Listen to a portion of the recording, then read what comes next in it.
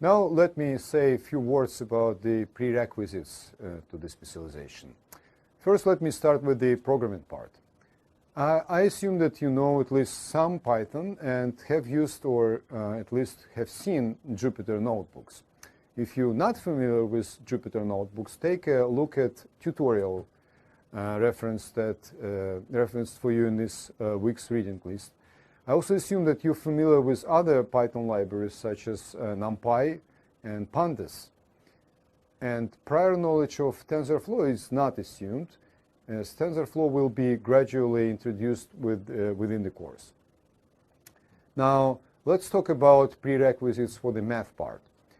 Here's what I expect you to know. First, machine learning uses lots of linear algebra. So I expect you to be familiar with linear matrix equations, eigenvalue decomposition, inverse matrices, and other related concepts.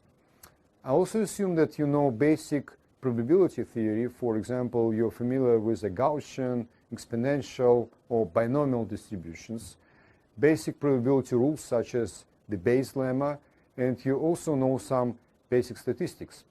Finally, on the math side, I assume that you know basic calculus, including in particular rules of differentiation of composite functions, so that formulas like this, or like this, or even like that, would not perplex you.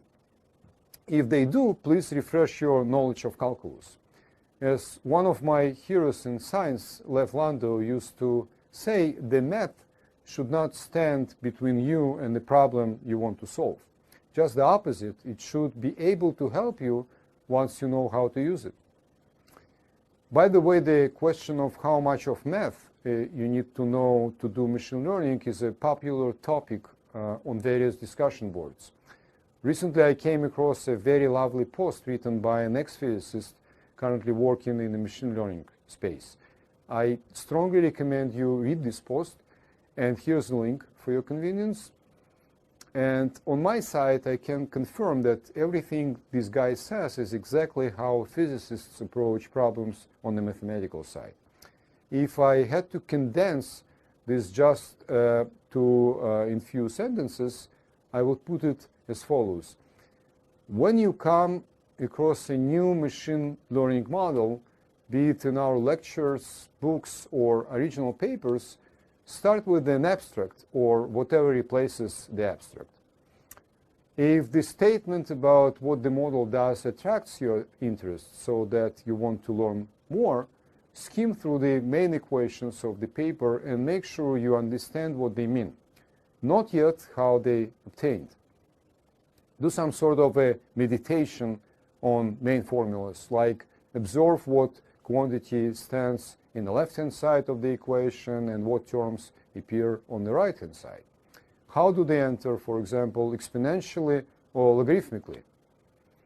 Then assume that all equations are right and that an implementation available for you is right as well, and proceed directly to playing hands-on with the model.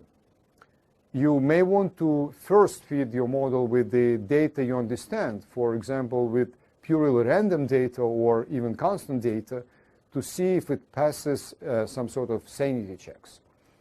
If it does, then feed the model your actual data you want to explore.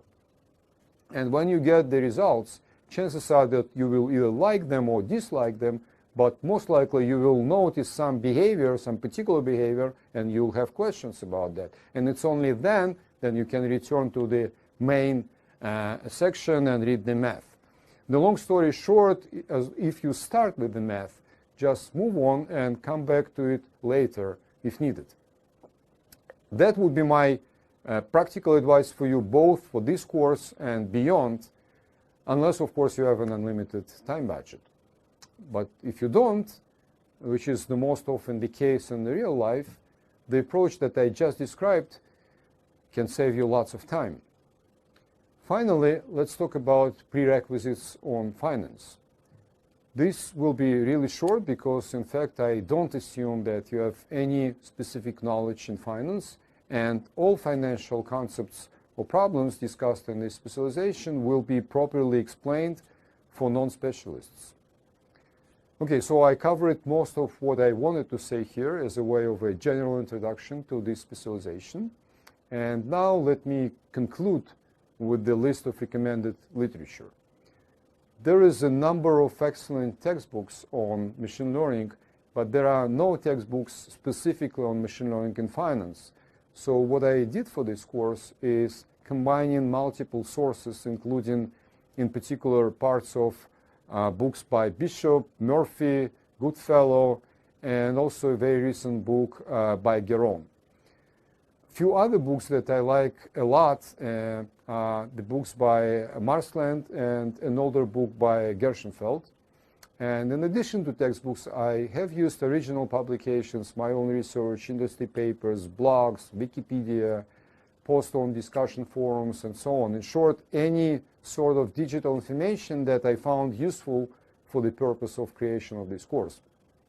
As a rule, I always refer to original source whenever I based any substantial part of a lecture on any single source, so that you can always look it up for more details. Also, in such cases, I usually keep the notation of the original publication or adjust it only a little bit to align with more common conventions. So if you need, you can always come back and pick it up from where I left it in a lecture. Okay, so I think this is finally all I had to say in this introductory part to the specialization. And in the next video, we will start our first course. I hope you will find it helpful and interesting. But if you feel that I move too slow, or too fast, too deep, or too shallow, do not cover some topics, or the opposite, stay too long with some other non-interesting topics and so on, please share your thoughts on the course forum. Good luck with the course, and remember, machine learning starts here. See you soon.